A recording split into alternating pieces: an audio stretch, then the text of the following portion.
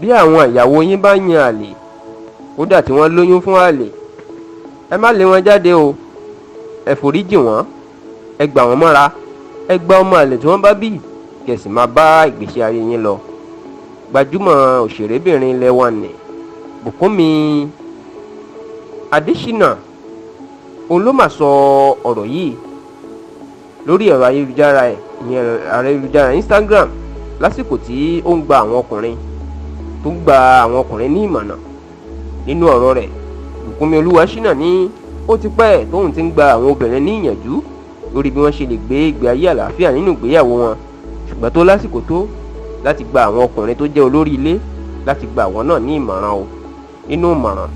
tí Bukunmi Oluwasina tó fún gbogbo ọkùnrin ni pé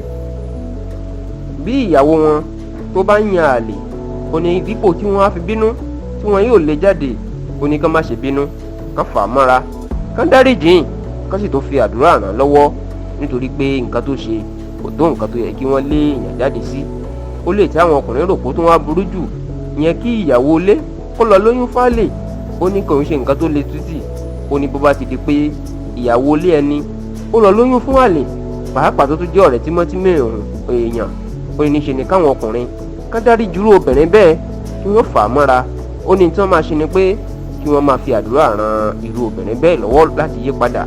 Ó ní bí ọmọbìnrin náà bá wá bí oyún inú ẹ̀, ó ní kán má ṣe lé oyún ọmọ àlè síta, ó ní kí wọ́n gbà á. Ó ní tó bá tún bímọ, ó ní kán gba ọmọ náà, nítorí a kì í lé ọmọ síta, èèyàn máa ń wá ọmọ kún ọmọ ni. Látìgbà tí Bukunmi Oluwasina tó tún jẹ́ olórin tó ti sọ ọ̀rọ̀ yìí, ìní àríjìyànjiyàn àti awuyewuye ńlá ni ó ti ń lọ lórí ọ̀rọ̀ náà. Báwọn kan ṣe ń sọ pé àwàdà kẹ́ríkẹ́rí lọ́mọbìnrin náà ń ṣe, òun náà kò gbọdọ̀ sọ pé òun mú irú ọ̀rọ̀ bẹ́ẹ̀ lọ́kùnkúndùn.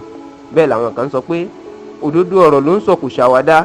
Bẹ́ẹ̀ ni wọ́n sọ wípé n tó sọ dà, ṣùgbọ́n tó jẹ́ pé àwọn tó pọ̀ jù ni wọ́n sọ pé ọ̀rọ̀ burúkú, ọ̀rọ̀ tí ò gbádùn ni Bukunmi Oluwasina ẹnu ń sọ. Kódà àwọn míì sọ pé tí ò bá mọ nǹkan tó fẹ́ ṣe mọ́, kó lọ wá nǹkan míì ṣe àbí kó máa sùn dípò irú àwọn ìmọ̀ràn burúkú tí kò wúlò tó ń fún àwọn ọkùnrin. Kódà àwọn kan ní bí Bukunmi Oluwasina bá mọ̀ pé nǹkan tó rọrùn ni, wọ́n ní kó lọ dẹ́rù nǹkan tó ń gba àwọn ọkùnrin níyànjú, kó lọ dánwò fọ́kọ ẹ̀, kó lóyún síta fún ọ̀rẹ́ tímọ́tímọ́ ọkọ ẹ̀ tàbí àlè ẹ̀, kó gbé oyún wọlé, kó wá máa wò bóyá ọkọ rẹ̀ yóò gbàdúrà fún tàbí yóò sì gba oyún ọmọ àlè tó gbé wá láti ìta.